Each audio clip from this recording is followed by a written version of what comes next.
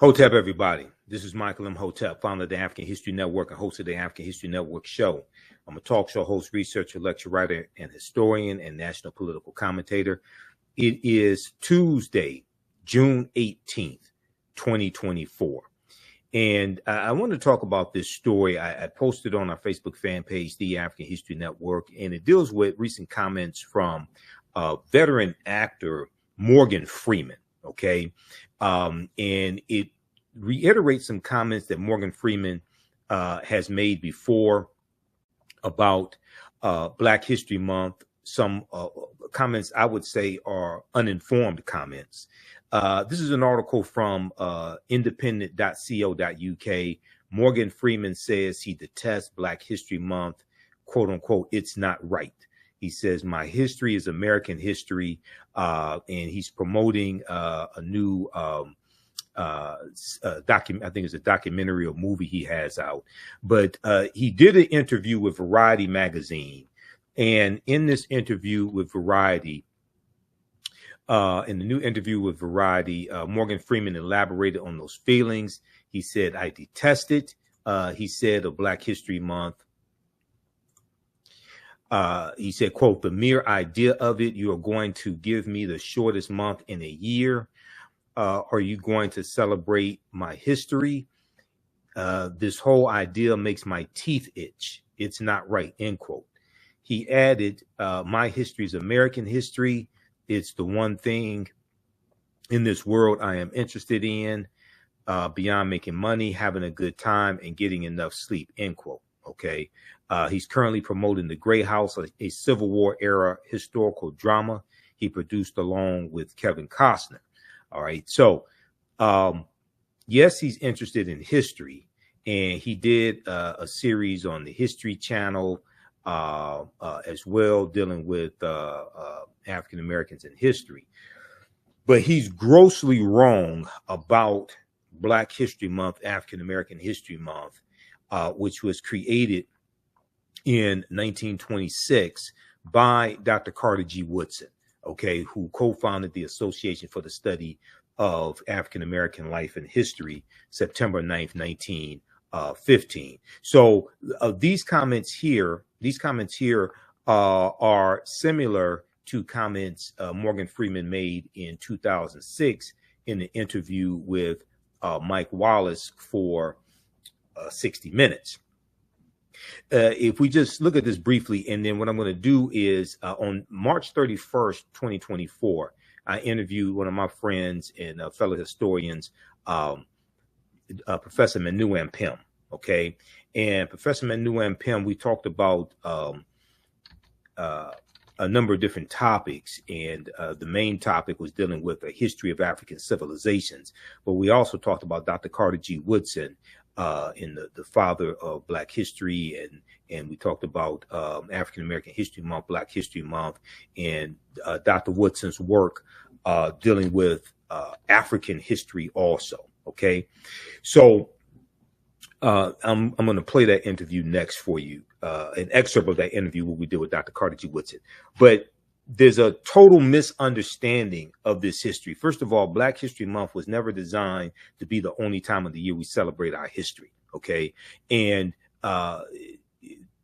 Dr. Carter G. Woodson, when we look here at this presentation that I do for Black History Month, Woodson founded Negro History Week in 1926. He explained the reason behind the celebration in a pamphlet widely distributed months before the first celebration was to take place during the second week in February 1926. The reason why the month of February was chosen, okay, and we created Negro History Week, African American History Month. We created this. White people did not give us this, okay? The reason why the month of February was chosen is not because it's the shortest month of the year. It's not because it's the coldest month of the year. It's because the second week in February contains the birth dates of Frederick Douglass, which is February 14th. That's the assumed birth date for Frederick Douglass, because he was a former slave and he didn't know the exact date of his birth or the exact year of his birth. It was either 1817 or 1818, he thought. And also February 12th is the birth date of Abraham Lincoln. Okay, so After Frederick Douglass dies in 1895, we're going to have celebrations in the African-American community celebrating Frederick Douglass' birthday. And after Lincoln is assassinated, April 1865, we're going to have celebrations celebrating Abraham Lincoln's birthday as well, okay? Because of the Civil War is going to lead to the African slaves being freed. The Civil War was not fought to free the slaves; it was fought to bring the South back into the Union. But it's going to lead to the slaves being freed. So, because you already had these celebrations taking place in the African American community during the second week of February, Dr. Carter G. Woodson inserted his new monthly cultural or weekly, his new cultural celebration during that same period of time. It had nothing to do with it being the shortest month of the year, okay? And if you just need to have 30 days to celebrate Black History Month so you feel like a full human being or something like this, you can still celebrate March 1st and March 2nd. Okay, it's not against the law to continue to celebrate March 1st and March 2nd if you just have to have 30 days. But Dr. Woodson exclaimed that Blacks knew practically nothing about their history. Okay, African Americans knew practically nothing about their history. He ultimately believed that African Americans could benefit immensely from knowledge of their past and accomplishments of their ancestors. He added that race prejudice was the byproduct of whites' belief that Black people had not contributed anything of worth to world civilization. All right. And Dr. Woodson wrote a number of books.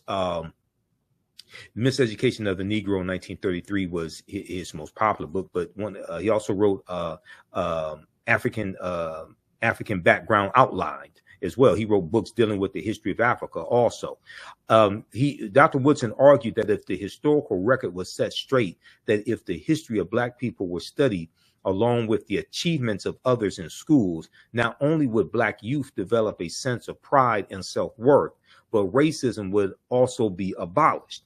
Dr. Woodson, so contrary to popular belief, Black History Month was never designed to be the only time of the year we study our history or celebrate our history, okay?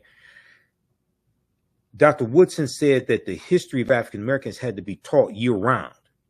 Negro History Week was the first major achievement in popularizing Black history and was unique in that it focused on Black youth, okay? It wasn't only for African American youth, but it focused on Black youth. Woodson realized that the miseducation of Black people began in their homes, communities, and elementary schools.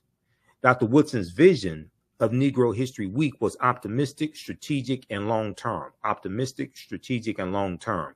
He wanted the modest week-long celebration to serve as a stepping stone toward the gradual introduction of Black history into the curricula of all levels of the U.S. educational system. Okay. And he said that teachers needed to diligently prepare for the celebration months in advance as well. And he said Negro History Week should be a demonstration of what has been done in the study of the Negro during the year, and at the same time as a demonstration of greater things to be accomplished.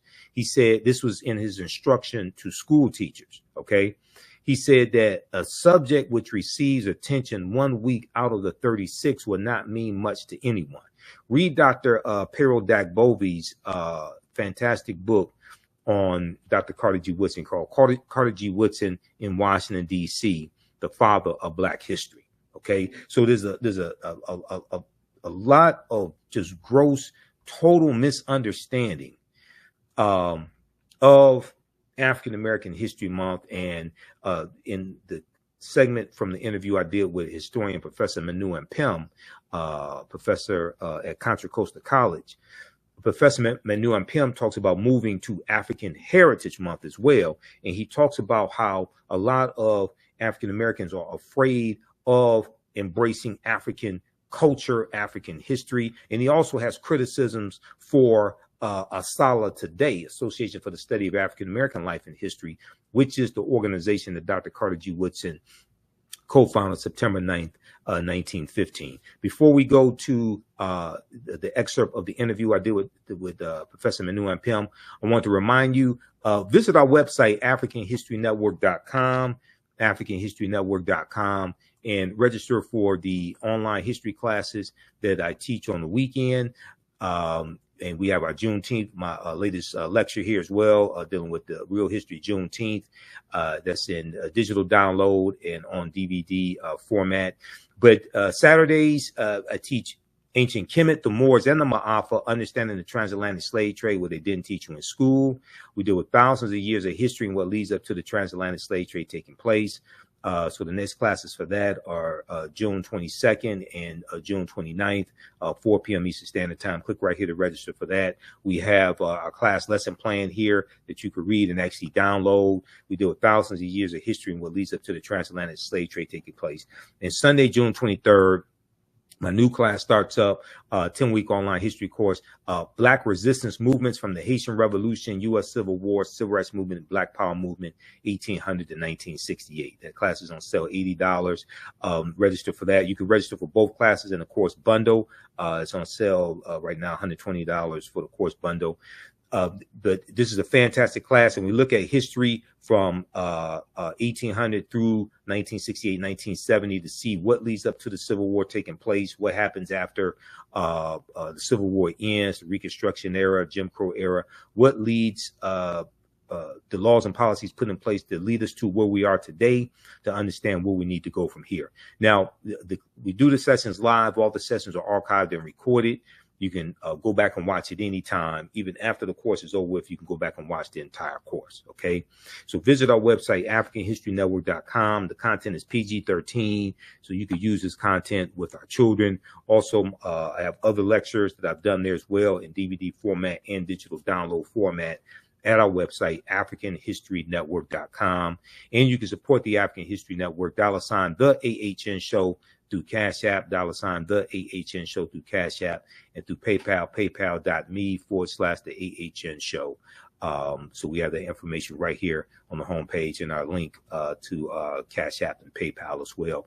And information about the African History Network show, Sundays, 9 p.m. to 11 p.m. Eastern Standard Time. Here's the interview, an excerpt of the interview I did March 31st, 2024 with historian Professor Manu Ampim. So when you talk about Dr. Carter G. Woodson in your book as well, and you in the broadcast that you did December 15th, 2023, you talked about how Dr. Carter G. Woodson is left out of the conversation dealing with African history, African culture, things of this nature. But his last two books dealt with African history. He had African history background, and then he was working on another one. But he also had a book on African folklore, African myths and folklore as well. Talk about Dr. Carter G. Woodson, who most of us know, co-founded the Association for the Study of Negro Life and History, September 9th, 1915. Created Negro History Week, second week in February 1926. Talk about his research in Africa, dealing with African history and culture. Yeah, that's one of the most important developments in the 20th century regarding African civilizations. Carter G. Woodson is very much omitted without justification from the focus and discussion on bringing African civilizations to the forefront.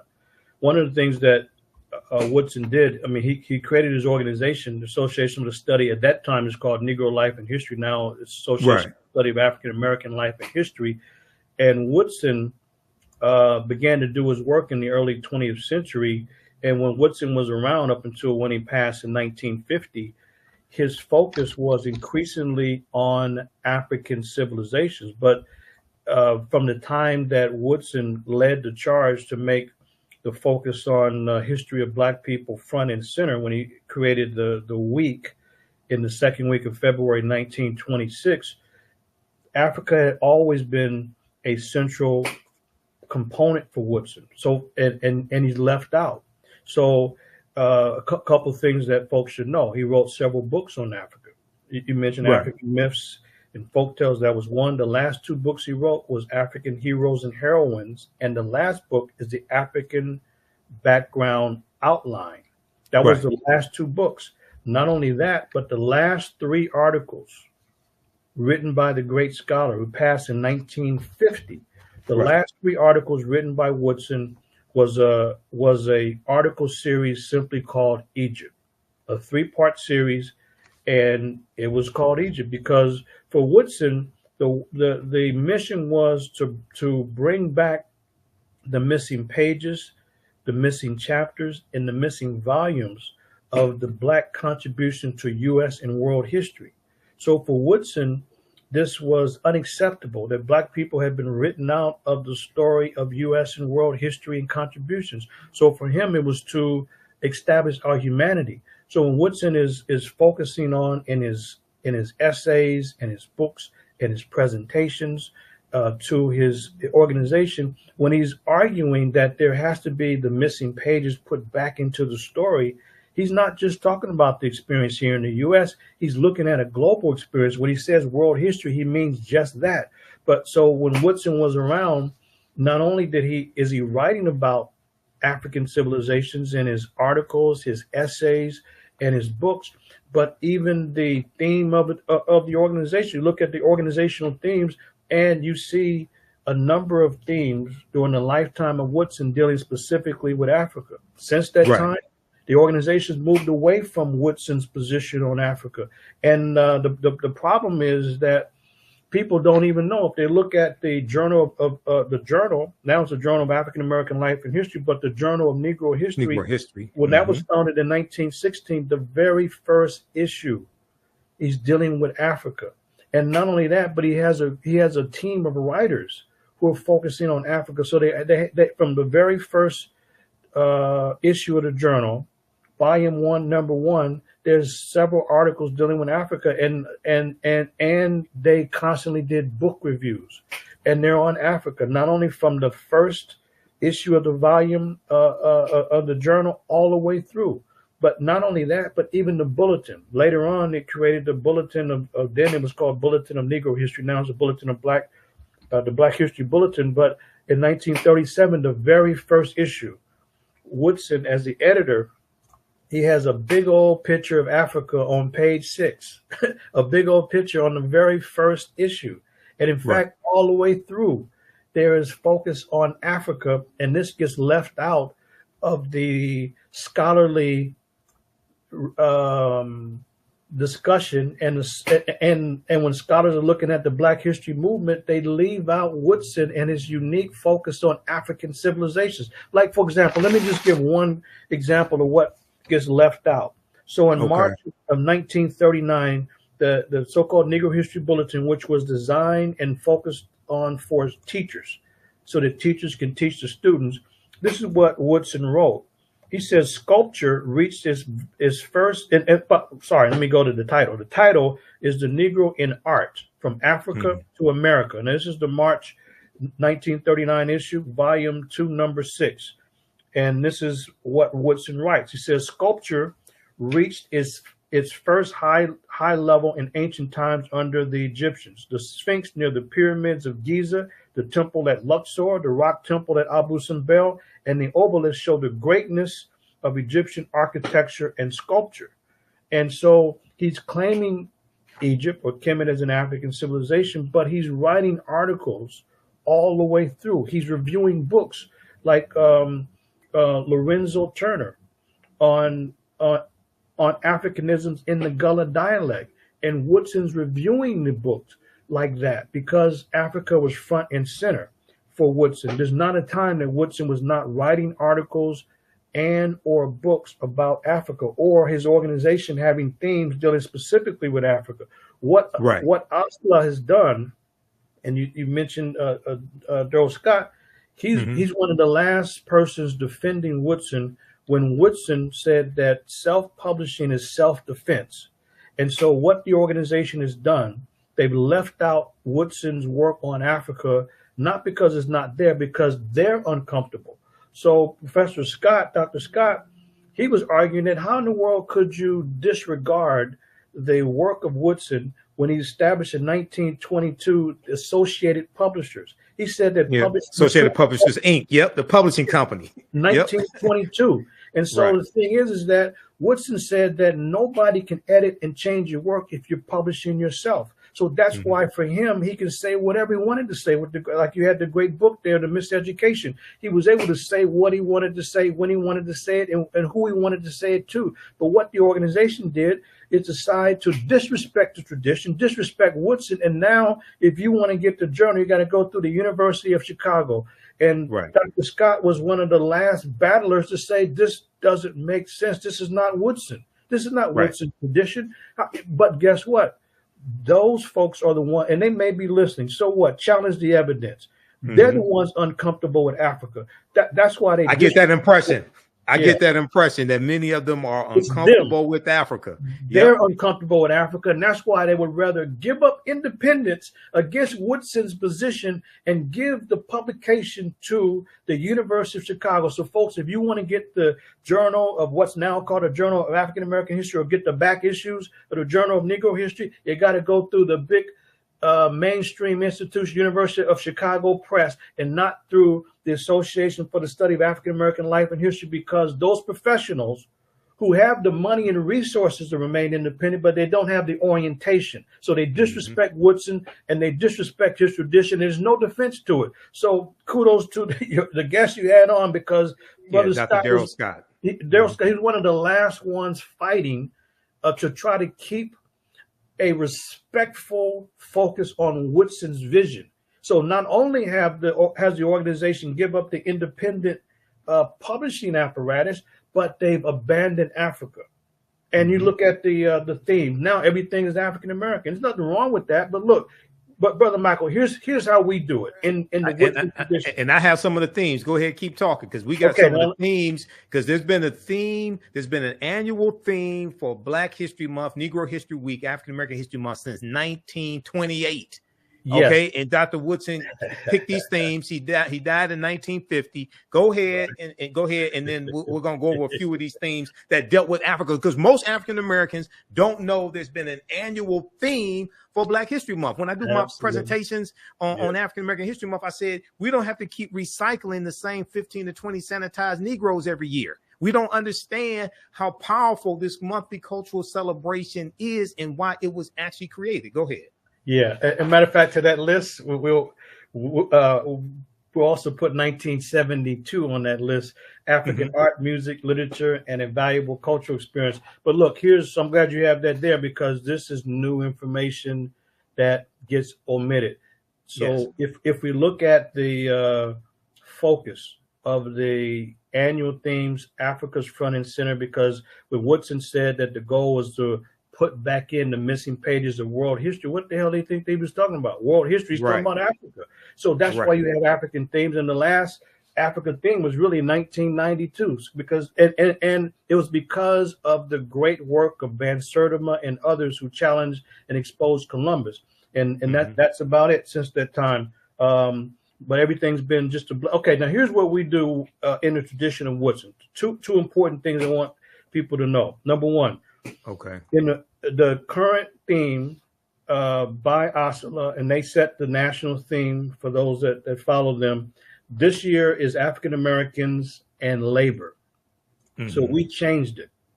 It's we have ours was the classical African contributions in art from Africa to the Americas. Because for us, there's no way to separate the Black experience in the Americas from the African background and origin. And so whenever they have a theme only focusing on African American, we add the African component to it every single time. But so they have African Americans in the arts. That's okay, but it's not in the Woodsonian tradition. The Woodsonian tradition would be the achievements in art in Africa and the Americas. That's why I read this article he wrote, "The Negro in Art from Africa to America." That's in the Woodsonian tradition, and but the people are not comfortable with Africa. And like the great Kwame Ture said, if you start your history in slavery, the best you can be is a good slave.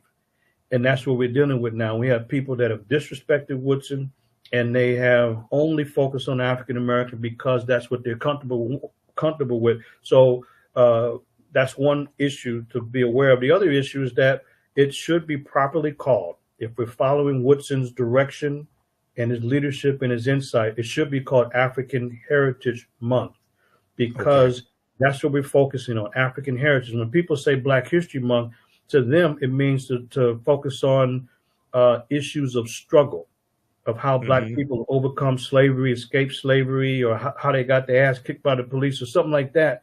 Right. And what Woodson was concerned about after the celebration was founded in 1926, if we see Woodson in the 1930s, he's criticizing at that time what was being done, always talking about something negative in Black people. He said, look, we have to assert our humanity.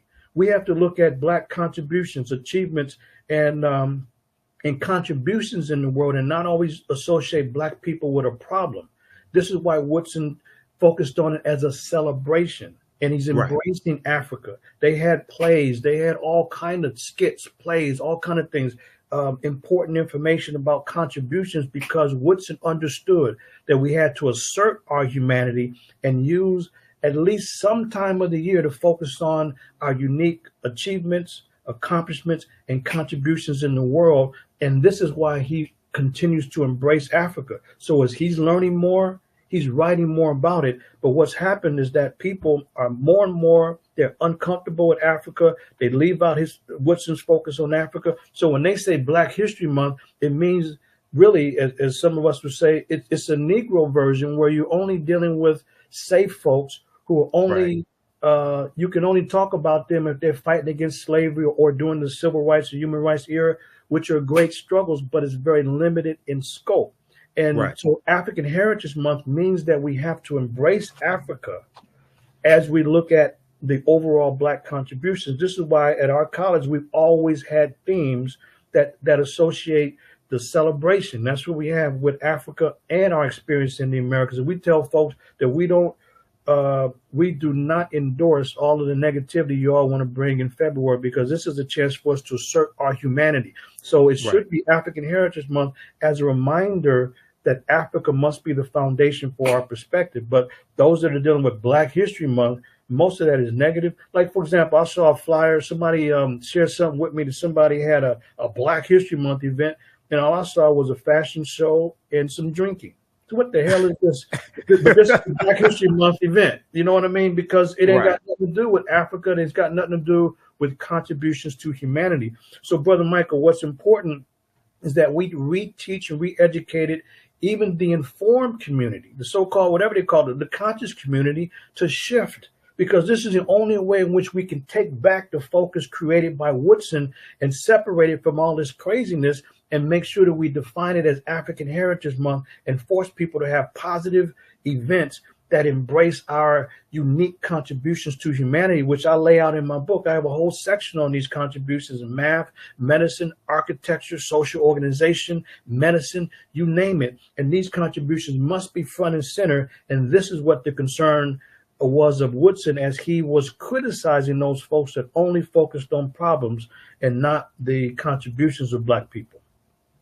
Excellent, excellent. And the name of Professor Manu Ampim's book again is A History of African Civilizations. This is the second revised edition, A History of African Civilizations. You can get it at his website, advancingtheresearch.org, advancingtheresearch.org. We have it up here on the screen. We're going to put the link again here in the thread of the broadcast. Please support this brother. Order his book today. This is great reading material, great material to use with your children. I'm going to pull this back up, this slide I have, because this is a slide from my African American History Month presentations. And this is research I did years ago. If we just look at some of the themes, now there's been an annual theme since 1928. And if you go to Asala's website, asala.org, asalh.org, they have all the themes going back to 1928, annual themes. 1928, Civilization, a World Achievement. 1933, Ethiopia Meets Era in Truth. 1935, The Negro Achievements in Africa. 1936, African Background Outlined. Now, we know Dr. Woodson died in 1950, but 1960, the annual theme was Strengthening America Through Education in Negro History and African Culture. I don't understand how you deal with Negro history and African culture, but okay. This is 1960. But in 1971, African Civilization and Culture, A Worthy Historical Background. And then we know let me see, I have a Sala's website up here right now. We know in, let's see, 1992, you talked about African Roots, Experience New Worlds, Pre-Columbus to Spatial Exploration. So that was the 500-year commemoration of Columbus setting sail on his first voyage. 1987, Afro-Americans and the Constitution from colonial times to the present, etc. Go ahead and talk about that for a minute. Then I have the article that I was looking for from the New York Times that talks about Brazil and South America. Yeah, these themes, it clearly shows Woodson's consistent and well-rounded focus on Africa. And as you mentioned, he passed in 1950. So when the themes continued in 1960, 1971, 1972, it's because these are people that was still around, that he was mentoring and influenced. But as time has gone on, they've separated. I'm talking about the organization from Woodson's focus on Africa, and the community and the public has fallen into this, unfortunately, of separating Woodson from Africa and separating his scholarship from Africa, because Woodson more and more was focusing on Egypt, Ethiopia. I mean, I can read so many different articles and statements that he made about Ethiopia as the forerunner of Kemet. He says that Ethiopia, which came first, it was the forerunner. And his book, Ethiopia and Kush, Abyssinia, the grandmother. Yes. Mm-hmm. He's talking about that, and he's mentioning in his book, the Negro in Our History. This is when, in 1922, this is when he starts to focus on this. And the Negro in Our History, this was the definitive textbook for decades until John Hope Franklin wrote his book. But before John Hope Franklin's book, From Slavery to Freedom, Woodson's book, the Negro in Our History, was the standard text. And so every aspect of his work, including the organization, you see it through the themes. You see Woodson's influence on Africa. But Brother Michael, we would never know that today if you read and listen to these scholars today. It ain't that the evidence is hard to find. Like you say, anybody can go to Oslo's website and see the themes and see the other publications. It's not difficult, but of course, now you got to go to the University of Chicago. You can get some of these early volumes and get the articles on. So this is why it was important for me in the second revised edition. This is why it was important for me to expand the second edition and include a chapter on Woodson, to blow up the myths and misinformation that is across the board. I mean, people who've read a lot, they know about the miseducation of the Negro, but there's a lot of other crucial and critical things that are not known about Woodson because we haven't read deeply enough, and scholars have carefully omitted Woodson's work on Africa. And that's why it's very important for me to get this information out. And when I've been doing presentations, people have been very surprised. Like for example, to show you Woodson's work, as he's the editor of the journal, so Journal of Negro History, Volume 1, Number 1, January 1916. Look, they have the first issue. This is what was impressive about Woodson. He wasn't writing alone.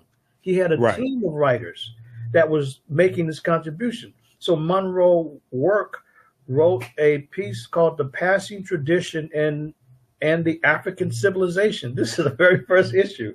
And then there's Stafford, who wrote a book, The Mind of the African Negro, Africans, as reflected in this Proverbs. Then there is, and then there's a book review, another book review, Negro Culture in West Africa. Mm-hmm. So you got this in the very first volume.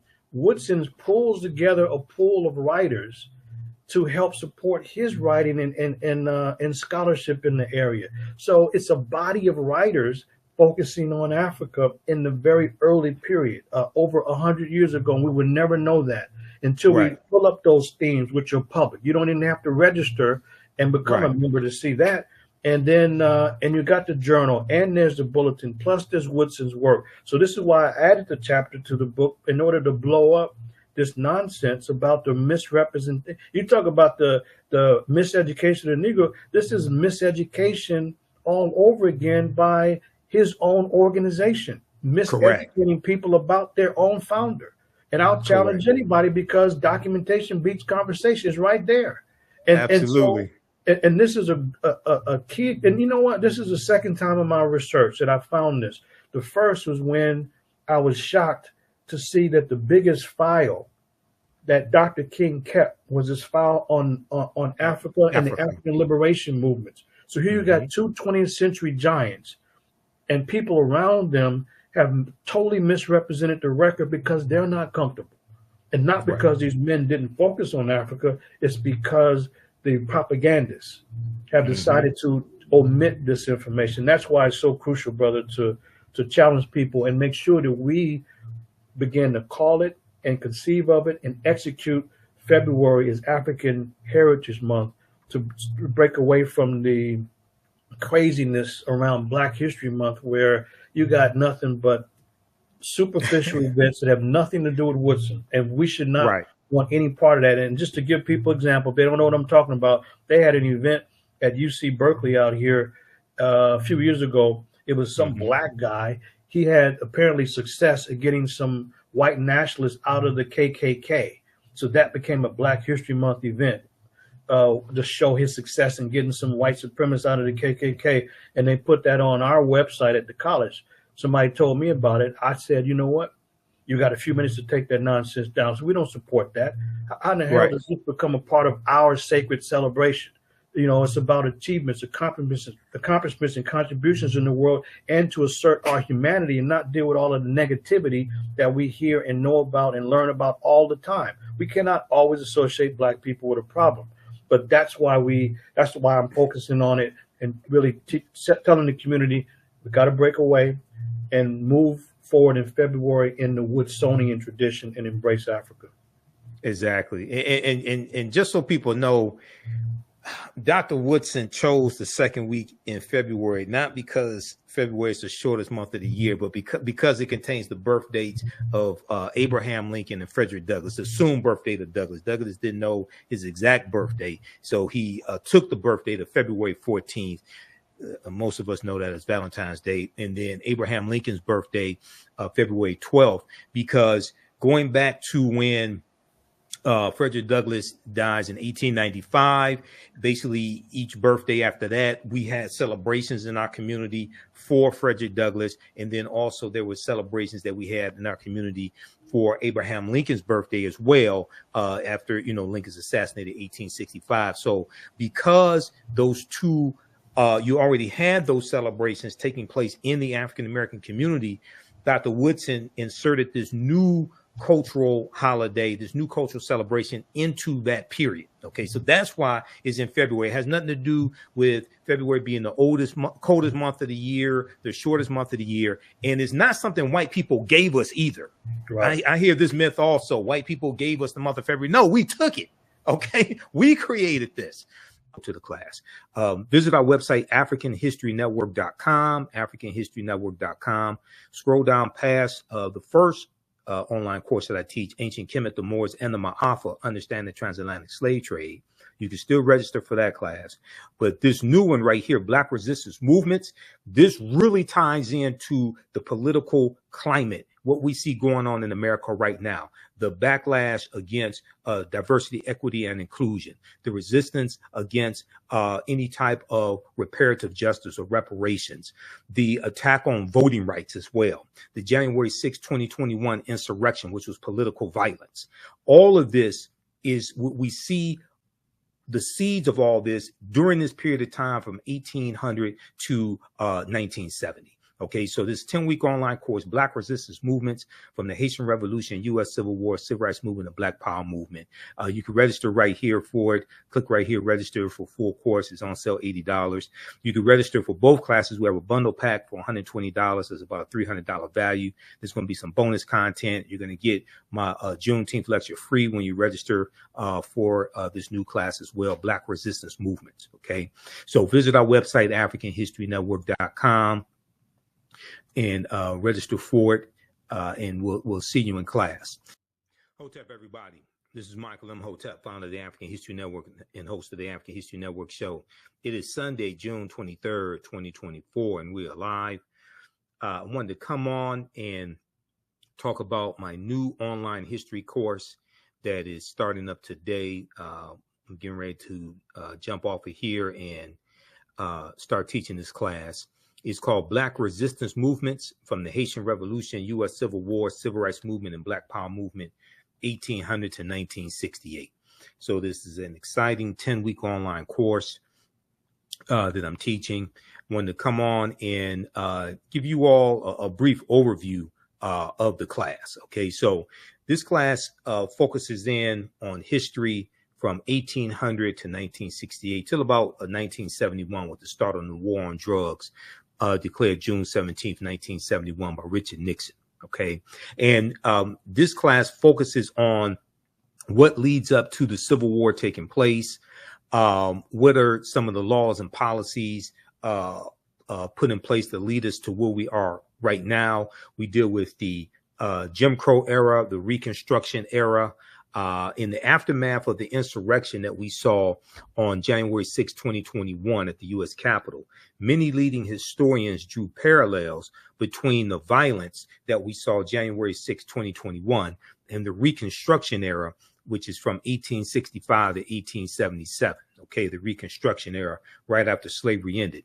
The period of political revolution directly following the American Civil War. This was the Reconstruction era, and is going to be partly because of political violence that brings about an end to the Reconstruction era. And we also know that we have the Compromise of 1877 as well, where Rutherford B. Hayes is declared president, the Republican, and he agrees to the Democrats' demands to remove the Union troops out of the South. Okay. Now, this 10-week online history course will analyze U.S. history primarily from the African-American perspective, beginning in the period 1800 to 1865. But one of the things that we're going to highlight in this class is Black resistance and how we fought back to white supremacy and racism. Okay.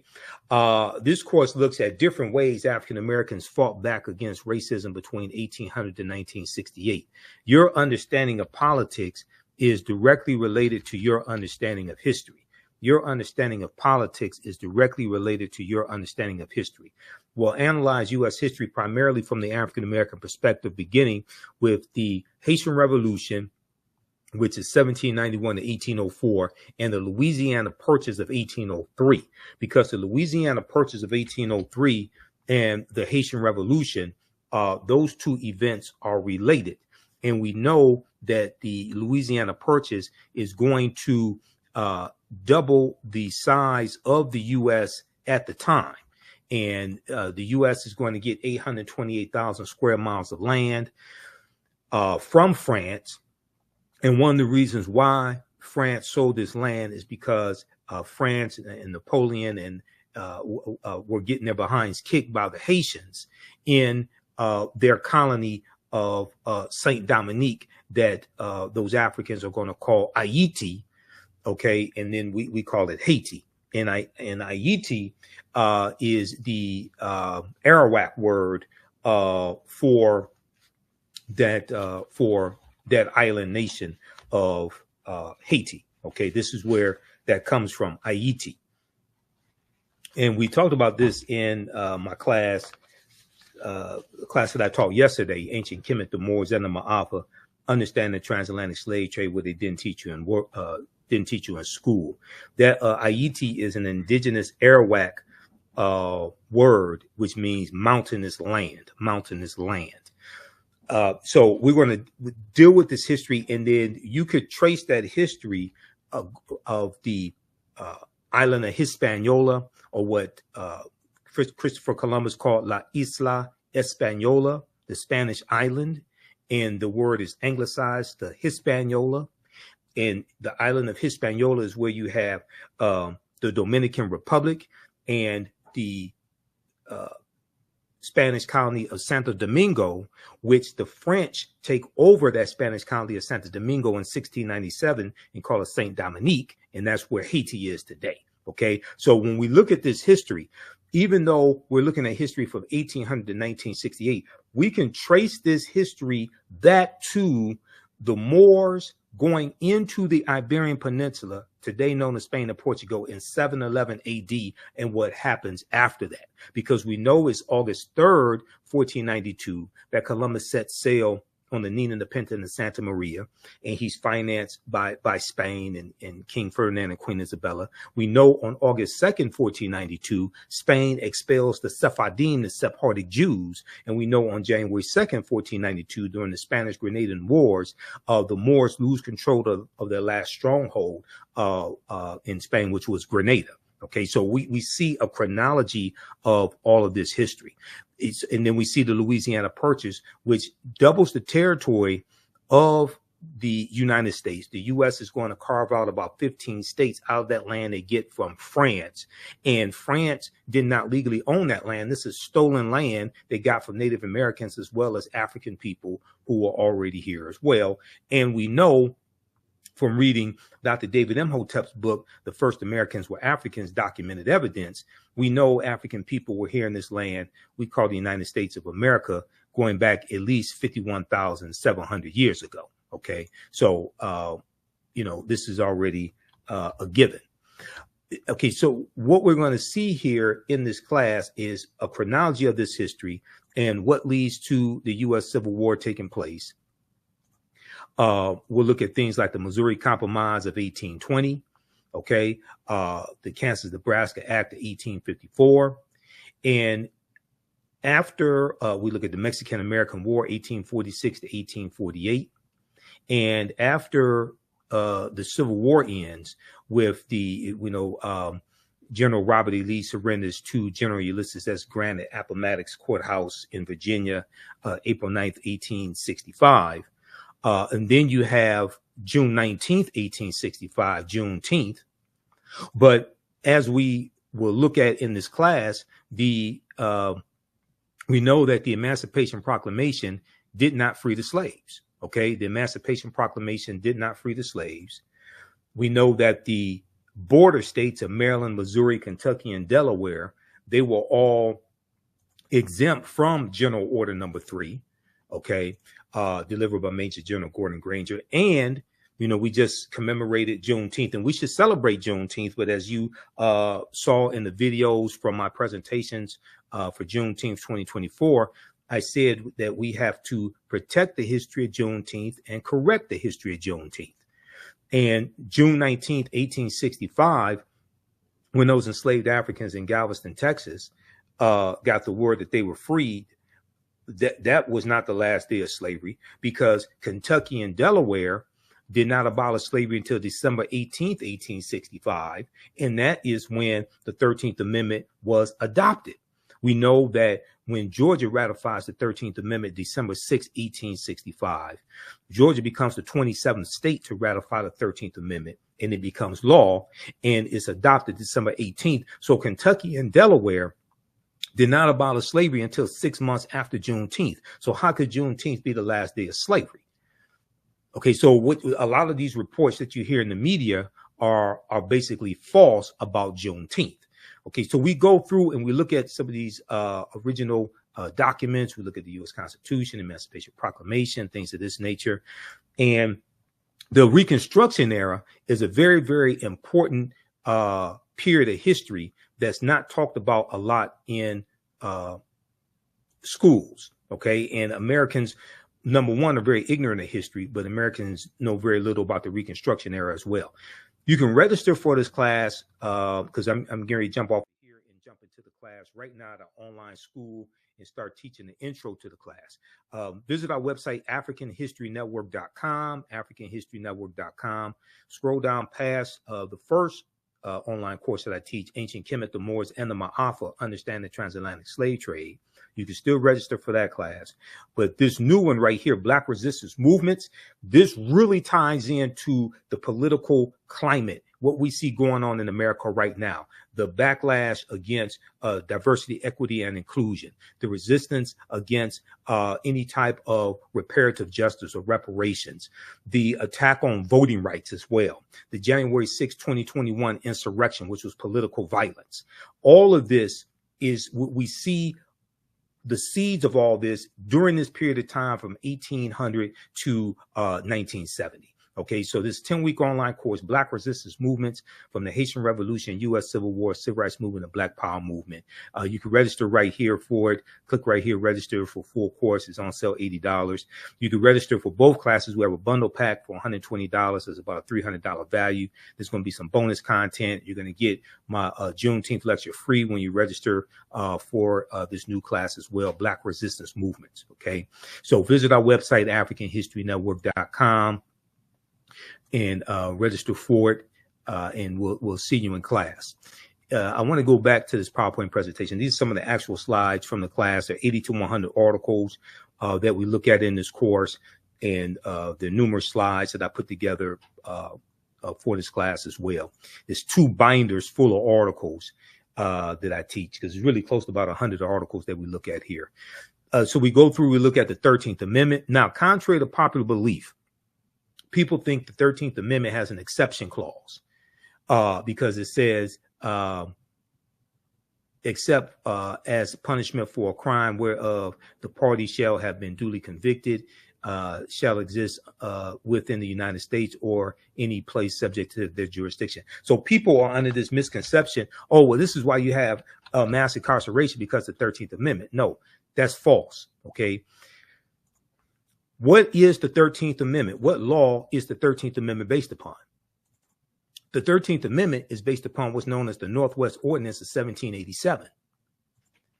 The Northwest Ordinance of 1787 dealt with the Northwest Territory.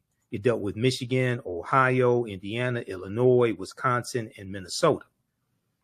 The Northwest Territory is one of the main reasons why the Northwest Ordinance, I should say, the Northwest Ordinance of 1787 is one of the main reasons why places like Michigan, where I live, had very low levels of slavery, because the Northwest Ordinance basically abolishes slavery in the Northwest Territory.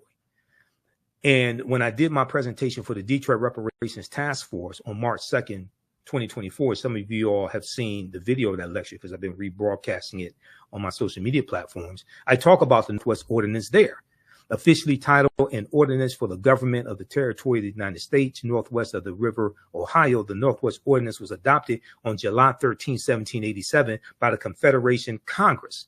Okay, this is the same Congress. This is who drafts the U.S. Constitution. Okay, in 1787 at the Philadelphia Convention, the Confederation Congress, the one house legislature operating under the Articles of the Confederation. So the Northwest Ordinance chartered a government for the Northwest Territory, provided a method for admitting new states to the Union from the territory, and listed a Bill of Rights guaranteed in the territory. And one of the things that it did was basically forbade slavery. A Bill of Rights protecting religious freedom, the right to a writ of habeas corpus, that means having your day in court before, being convicted, the benefit of a trial by jury, and other individual rights. In addition, the accordance encouraged education and forbade slavery. So this is why, like in 1832, Michigan had in 1830, the U.S. Census showed Michigan only had 32 slaves. In 1773, we know Detroit had 73 slaves. Okay, but after that, in 1787, you're going to see a drastic decline in the number of slaves that the Michigan Territory has, and then Michigan becomes a state in the Union in 1837, and it gets admitted to the Union as a free state. So this is why I said that the people that, even though slavery did exist in Michigan, there was very low levels of it. And also many of the numbers that you see talking about the number of slaves in Michigan, that also included Native American slaves. And at one point, Native American slaves outnumbered African slaves 3-1. So this is why when we talk about reparative justice, we have to specifically understand the history of the city or state that we're talking about. We can't just run around talking about slavery, slavery, slavery. You owe us $17 trillion. That's not going to work.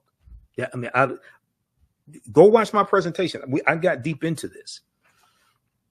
Okay, so so we go through and take you throughout history. We look at the Reconstruction era, right? The Reconstruction era is not talked about a lot in schools. And there was a excellent article from time.com, Time magazine, that I use in the class. And it deals with how schools are not teaching about the Reconstruction era. And the Reconstruction era is extremely important to understand because it helps us better to contextualize what is taking place right now. What is taking place right now? The attack on critical race theory, okay? The banning of books that are taking place, especially books dealing with the history of slavery and the civil rights movement, things of this nature. And then you have the initiative to reshape the federal bench, the federal courts, and the U.S. Supreme Court into an ultra-conservative court as well. So we see all this continuation, all these political fights, things like this coming from the Reconstruction era and going into the Jim Crow era. A new report finds that 45 states are failing to teach students about the period that shaped race relations after the Civil War. Now, this is an excellent article from January 12, 2022 by Olivia B. Waxman for Time magazine. And this was basically a year and 6 days after the January 6, 2021 insurrection.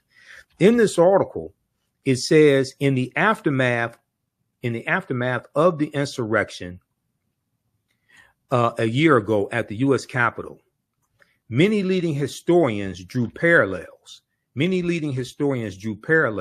between the violence that we saw January 6, 2021 and the Reconstruction era, the period of political revolution directly following the American U.S. Civil War. So Civil War is 1861 to 1865.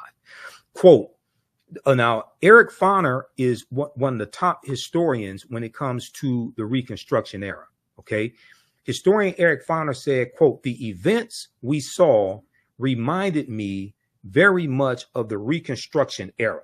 Okay. The events we saw reminded me very much of the Reconstruction era and the overthrow of Reconstruction, which was often accompanied or accomplished, I should say, by violent assaults on elected officials. So whether we have like the Clinton, Mississippi riot of 1875, where President Ulysses S. Grant refused to intervene. He implemented his non-intervention policy, but he intervened in 1871 using the Ku Klux Klan Act of 1871, and he cracked down on Ku Klux Klan activity in South Carolina. He declared martial law in 9 counties in South Carolina, and this is after Congress passed the third of the enforcement acts, and this one is section 241 of U.S. Code, is known as the Ku Klux Klan Act of 1871.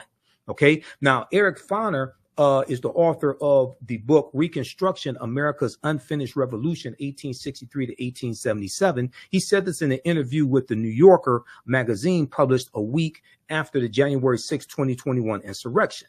Now, scholars say studying the aftermath of the U.S. Civil War can help put into context many of the most seminal events in the U.S. in recent years, from the brutal murder of George Floyd, May 25th, 2020, okay, in Minneapolis, Minnesota, by Derek Chauvin, to the voter suppression laws enacted after African-American voters played a big role in helping Joe Biden and Kamala Harris be elected president and vice president in 2020. But despite the timeliness of the era in today's climate, many students in American schools will not get a full education on Reconstruction until they get to college. But majority of them are not going to go to college. The Reconstruction era, understanding this is why when I talk about Juneteenth, I say we can't deal with just one day in history.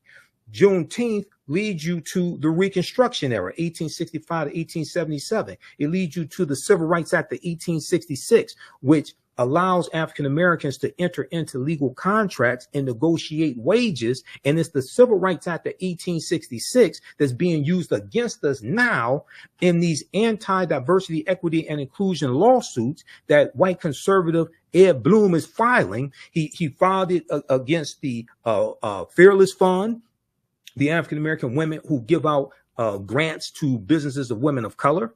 And Ed Bloom is saying that they're discriminating against white business owners. It played a part also when we deal with the affirmative action being overturned in college admissions. That was Ed Bloom, conservative activist Ed Bloom, who filed that lawsuit once again. So one of these Reconstruction laws and the 1866 Civil Rights Act, that was the foundation of the 14th Amendment of 1868. Now you have these white supremacists using these laws against us that were created for us. And this is why we have to understand this history and understand, and your understanding of politics is directly related to your understanding of history. Okay. And this is why I say we have to practice political self-defense. Understanding how these laws and policies impact African Americans, impact our economic condition, how to weaponize our vote, how to fight back against these people, take them out of power, vote them out of office, and understanding how to protect gains that have already been made. If you don't understand history, you don't understand the gains that have been made. The attack on voting rights, Senate Bill 201, okay, coming out of Georgia. That's very similar to the attack on voting rights, African-American voting rights that we saw at the Mississippi State Constitution, the Mississippi State Convention in 1890, okay, shortly after Reconstruction ends. And they're rewriting the Mississippi State Constitution to oppose poll taxes and literacy tests, to suppress, it was specifically designed to suppress the African-American vote. There's an excellent article from the Washington Post called The Mississippi Plan to Keep Blacks from Voting in 1890. Quote, "We came here to exclude the Negro," end quote. Now, that quote, "We came here to exclude the Negro," is a direct quote from Solomon Saladin Calhoun, who was the white county judge who presided over the Mississippi State Convention. And he said, "Let's tell the truth. If it bursts the bottom of the universe, we came here to exclude the Negro. Nothing short of this will answer." Because African Americans were the majority of the population in Mississippi, and we were the majority of the voters. Okay. So they're trying to take back power. They imposed, the delegates eventually adopted a literacy test and a poll tax geared to suppress the black vote in a state with a black majority. The Mississippi Plan became the model throughout the South, part of a raft of racially oppressive Jim Crow laws that ended Reconstruction. What you're going to see is other states adopt similar laws. South Carolina, 1895, Louisiana, 1898, Alabama, 1901. You're going to see Georgia, Oklahoma. It's the same thing that happened after Senate Bill 201 passed. Okay. Out of Georgia, other states, especially many of these former Confederate states, they started passing similar bills. Okay. And what are they doing? They're cracking down on mail-in ballots, okay? And they're trying to find ways to suppress the votes of African Americans, Latinos, Asian Americans, white college students as well. It's not just targeting African Americans. We are the main target, though, because we have historically been targeted because there has always been a fear of African American political power in this country. Read the article from motherjones.com. Now, you know, I'm a national political commentator. You see me on Roland Martin Unfiltered every Friday. You see me on the African History Network show. I just did Attorney Areva Martin show this week as well, this past week. You know, she's a CNN legal analyst, Areva Martin. So I was on her radio show on 1580 AM KBLA out of Southern California, which is Tavis Smiley's radio station. I did the Carl Nelson show on WOLB Baltimore, Radio 1. I did his show on Monday, June 17th. We dealt with Juneteenth history and politics and the 2024 presidential election, etc.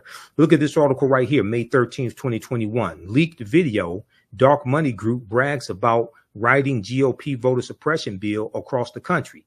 Quote, we did it quickly and we did it quietly, end quote, said the executive director of Heritage Action. Now, this is an excellent article that I use in my classes.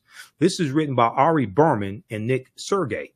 Ari Berman used to write for thenation.com. And during the 2016 presidential election, Ari Berman wrote a series of articles dealing with the voter suppression that was taking place during the 2016 presidential campaign. And he has one article that deals with how there are 868 fewer polling places to vote at in the 2016 campaign. That's a direct result of Shelby County versus Holder, U.S. Supreme Court case of 2013, which gutted Section 5 of the 1965 Voting Rights Act.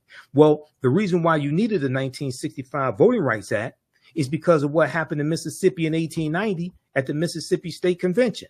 And what happened in Florida in 1889 when Florida was the first state to have poll taxes, and what happened in South Carolina and Georgia and Alabama when they rewrote their state constitutions. This is why you needed the 1965 Voting Rights Act. And you've had white supremacists who've been trying to weaken the 1965 Voting Rights Act or revoke it altogether, basically since it was implemented. So quickly here, when we look at this piece from Mother Jones, okay, how many of you all know this? Senate Bill 201 was crafted by Heritage Action for America. Here's what happened. In a private meeting last month with big money donors, the head of a top conservative group boasted, I want everybody to see this. We're going to zoom in on this. The head of a top conservative group boasted that her outfit had crafted the new voter suppression law in Georgia and was doing the same with similar bills for Republican state legislators across the country. They did it with Senate Bill 201 in Georgia, and they did it with other similar bills in Republican state legislators across the country. Quote, in some cases, we actually draft them for them, end quote, she said, or we have a sentinel on our behalf, give them the model legislation so it has that grassroots from the bottom up type of vibe, end quote. The Georgia law had, quote, 8 key provisions that Heritage recommended. Jessica Anderson, the executive director of Heritage Action for America, a sister organization to the Heritage Foundation, told the foundation's donors at an April 22nd gathering in Tucson, Arizona, in a recording obtained by the watchdog group documented and shared with Mother Jones. Those included policies severely restricting mail ballot drop boxes, preventing election officials from sending absentee ballot request forms to voters, making it easier for partisan workers to monitor the polls, preventing the collection of mail ballots, and restricting the ability of counties to accept donations from nonprofit groups seeking to aid in election administration. Okay, now this law was signed into law by Georgia Governor Brian Kemp, and when he signed it, he was in a room with all white men. And he's sitting down at the desk, and above him is a painting of a slave plantation. Go research this when they did this. Okay. But check this out. It gets deeper. Do you know who the Heritage Foundation is? The Heritage Foundation is an ultra right wing conservative think tank. And they're the ones who engineered Project 2025. The Heritage Foundation. Have you heard about Project 2025? All of this stuff, all the history and politics is connected. This is what we deal with in this class. This is why I had to create this class, because the first course that I teach, Ancient Kemet, the Moors, and the Ma'afa, Understanding the Transatlantic Slave Trade. So we deal with history going back thousands of years and deal with what leads up to the transatlantic slave trade. And we deal with the transatlantic slave trade like globally, and then deal with it here in the U.S. And, you know, we leave off like in the early 1800s. But I realized that crucial period of time from 1800 to 1970 or so, we really have to focus in to understand what happened during that period of time, because that puts us on a direct trajectory to where we are today, especially the collapse of Reconstruction and then going into the Jim Crow era. We look at the Lily White movement in 1928, which was the effort of Republicans to push African Americans out of the Republican Party, going back to 1928, when Republicans appealed to Southern segregationist Democrats in 5 former Confederate states to get them to vote for Herbert Hoover, who was the 1928 Republican candidate for president, and Herbert Hoover won. We know Herbert Hoover mishandled the Great Depression and loses to Franklin Roosevelt in the 1932 presidential election. Okay, so we get to see a chronology of all this history. But Project 2025, and you know, I talked about it when I was on Carl Nelson's show. We talked about it on. We've been talking about it on Roland Martin Unfiltered as well. But if you take a look at this, this is a 900 plus plan dealing with ultra right-wing policies that conservatives want to get put in place. And you have about 100 of these right-wing organizations that are signed on to Project 2025. I'm pulling up here an article. Okay, now there's numerous articles on this. Here's one from USA Today. If you haven't heard about Project 2025, you got to go research this. What is Project 2025? The Presidential Transition Project Explained. Now, this is from June 10th, 2024 from USA Today. This deals with giving more power to the president. This deals with getting rid of the Department of Education. This deals with the nationwide ban on abortion. This deals with weaponizing the Department of Justice as well.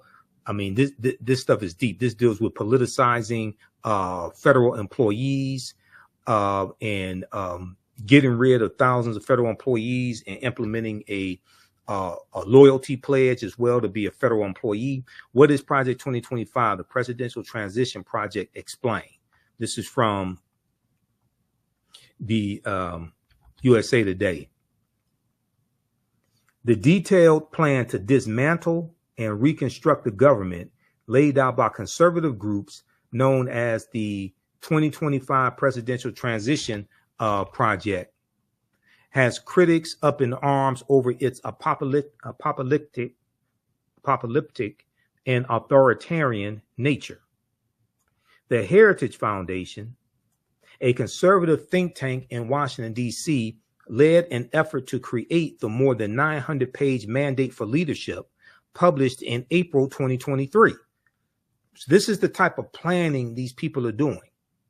Reimagining the executive branch, and presented a plan to overhaul several government agencies, including the FBI, for the country's next conservative president to follow.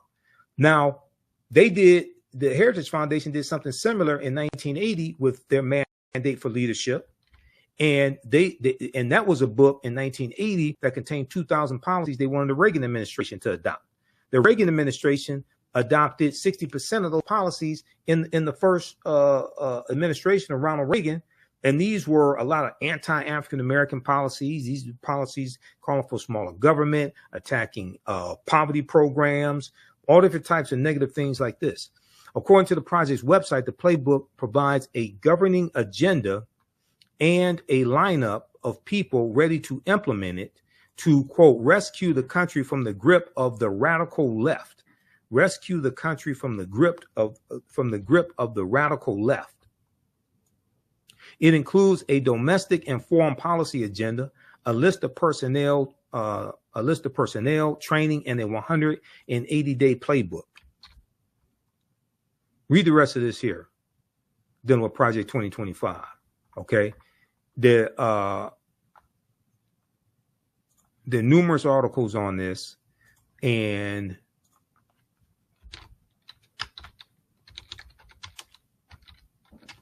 let me pull up something here.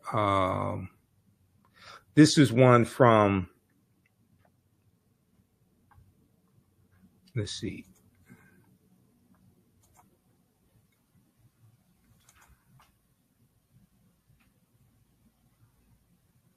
This is one from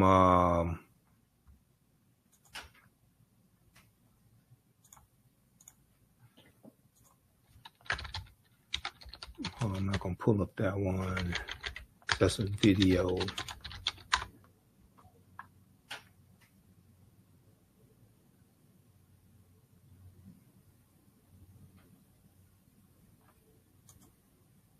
This is one from Newsweek.com. Now, this is the ex-Republican National Committee chair. This is Michael Steele, who's African-American. And he's confronting, so on the weekend on MSNBC, co-hosted by Michael Steele, they just had the guy who's the head of the Heritage Foundation on the show. They had him on this weekend. It was Saturday. They had him on Saturday, June 22nd. Ex-RNC chair confronts Republican on Project 2025 plan to gut government, 2024.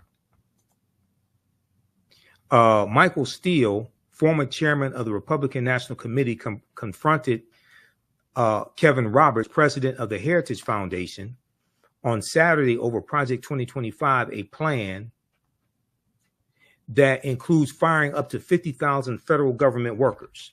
A plan that includes firing up to 50,000 federal government workers. Now, African Americans make up 18.4% of the 370,000 federal employees. So when you talk about firing 50,000 federal government workers, you're talking about firing a lot of African Americans. In August 2023, conservative think tank, the Heritage Foundation, in collaboration with other right-leaning groups, published its Project 2025. According to its official website, the project aims to pave the way for an effective conservative administration by using a policy agenda, personnel, training, and a 180-day playbook should the GOP win the 2024 election, should Donald Trump win. This is what they're saying.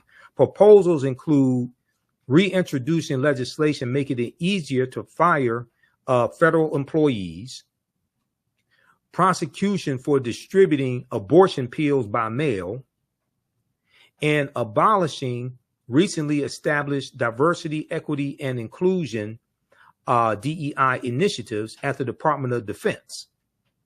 However, one of the most significant proposals is a plan to reintroduce Schedule F, a Trump-era executive order rescinded by President Joe Biden. Okay, research Schedule F. The Schedule F employees, rescinded by President Joe Biden, that would see tens of thousands of federal workers reclassified, making them easier to fire. Once again, African Americans are 18.4% of federal employees. While the Trump campaign has previously said outside groups do not speak for the former president, Project 2025's 1,000-page proposal was drafted with input from a long list of former Trump administration officials who are poised to fill top ranks of a potential new administration, according to the Associated Press. Newsweek has reached out to Trump's campaign via email for comment. Now, during Saturday's MSNBC's The Weekend, former RNC chair Michael Steele, who is African-American and the co-host of the program, he discussed the specific proposal of replacing federal workers, asking Kevin Roberts, a Republican, and the head of the Heritage Foundation about who will be replacing them, Quote, talk to us about what that looks like if Heritage is calling for removing 50,000 federal employees. Who are you replacing them with, and where do they come from? I suspect a lot of those people you are talking about have been in the federal service for a long time and served not just Republican administrations, but also Democratic administrations, Michael Steele said. Kevin Roberts mentioned political contributions as he claimed federal workers contribute to the Democratic Party. See, what they want to do is they want to go through and weed out federal employees, and they only want federal employees who will be loyal to Donald Trump. And that's not how federal employees work. Federal employees are not loyal to a president. They are employees that serve the country. They stay there for 20, 30, 40 years. They serve many presidents. They're not there to serve a president. What I mean is they serve under many presidents. They're not there to serve a president. They're there to serve the country, but they work under many presidential administrations. They're not there to be loyal to one person. That's not how this works. Quote, they have, and 95% of them who give political contributions give them to the Democratic Party. Kevin Roberts said, the head of the Heritage Foundation, they can donate to whoever they want to. You can be a federal employee and make political donations. You have a right to do that. However, Michael Steele interjected and asked, quote, so you're going to fire someone because they wrote a check to a Democratic candidate? Kevin Roberts continued by doubling down on the efforts to replace civil servants, calling them unelected bureaucrats. Quote, now we're going to fire someone. He said, no, quote, no, we're going to fire someone, and the number needs to be more than 50,000 people, considering there are more than 2 million federal employees because of over the last century, the radical left has seen the administration state as the fourth branch of government. They're unelected bureaucrats, but ultimately we have to devolve power from the imperial city of Washington back to the people. You listen to this guy. This guy sounds crazy as hell. Go to MSNBC.com. Go to The Weekend, watch the interview that they did, that the TV, not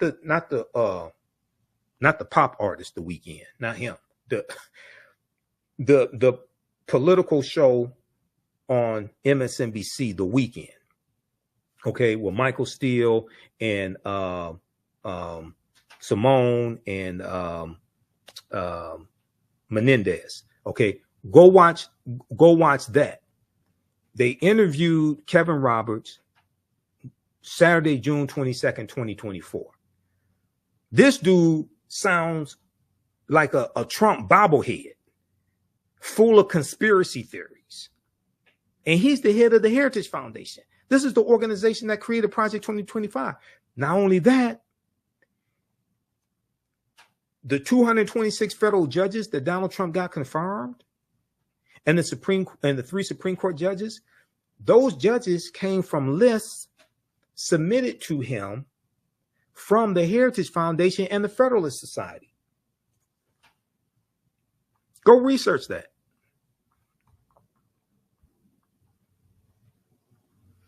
Okay, read the rest of this article here. This is how deep this is. Your understanding of politics is directly related to your understanding of history, because they both intersect. And when we study history from 1800 through 1970, and we're going to end in 1971 with Richard Nixon declaring his war on drugs after he ran for president in 1968 and won in 1968, and he won on the platform of law and order, which basically means lock up black people, protect white people.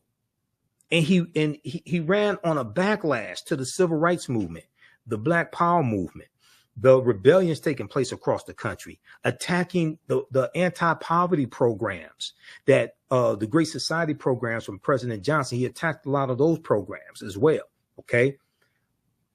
So so how do you all like this type of information? Give us a thumbs up, give us a heart, give us a like. This is a very, very timely class.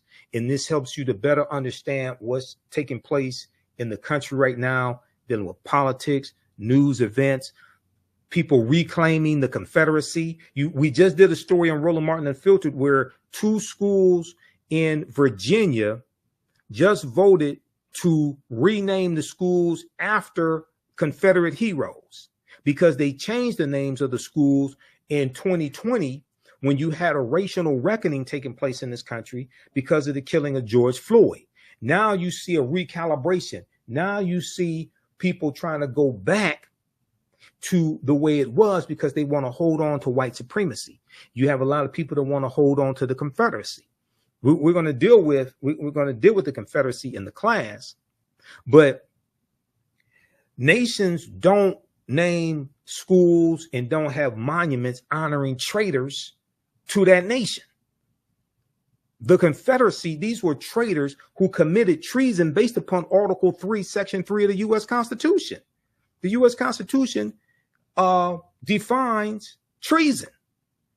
And they committed treason based upon Article 3, Section 3 of the U.S. Constitution. Now, a minute ago, I talked about the Ku Klux Klan Act of 1871. Okay, it was actually passed in 1871, right? How many people know that Traitor-in-Chief Donald Trump is being criminally prosecuted right now by special counsel Jack Smith using Section 241 of the U.S. Criminal Code? And Section 241 is the Ku Klux Klan Act of 1871. It's actually 1871, not 1870. How many people know this? Read this article here, okay? And once again, this is an example of how we see history and politics coming together, and how historical events shape policy and laws, and then laws shape historical events.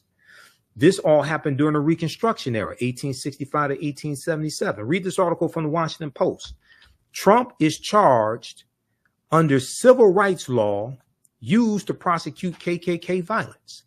Trump is charged under civil rights law used to prosecute KKK violence.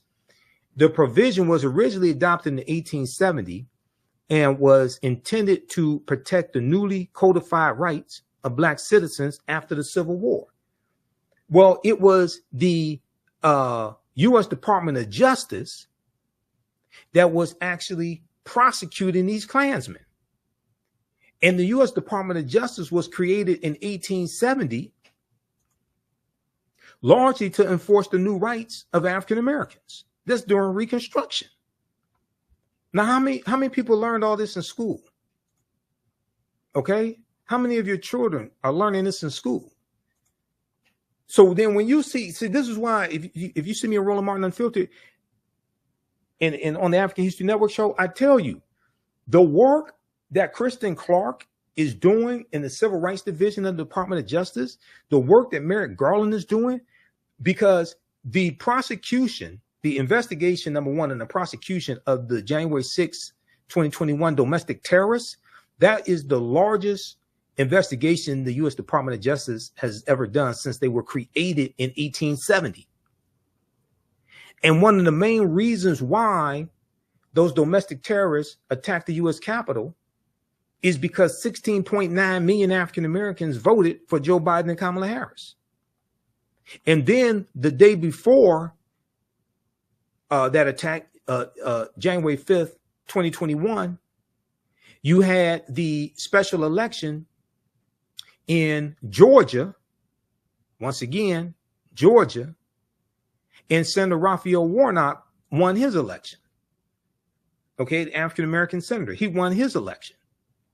And John Ossoff, the Jewish candidate, Democrat, he won his election, which gave Democrats a slim majority in the Senate. So there was a lot of racial animus that was driving this hatred that we saw explode in Reconstruction-like era violence and them assaulting over 140 police officers. Yet Donald Trump says he loves police officers and he backs the blue. But he sat there for 187 minutes in the White House watching it on television and did absolutely nothing. He backed the blue until the coup. That's what happened. He backed the blue until the coup.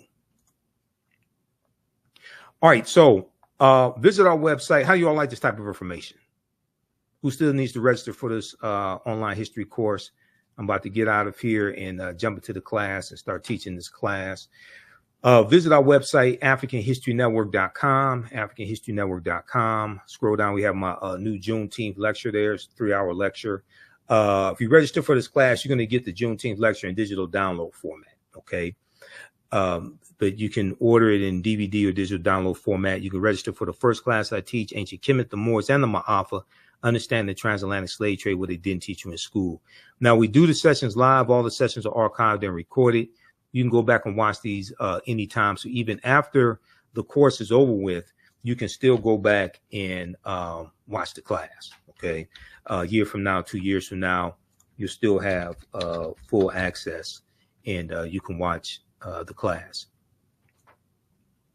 This content is PG-13, so you can use this with your children.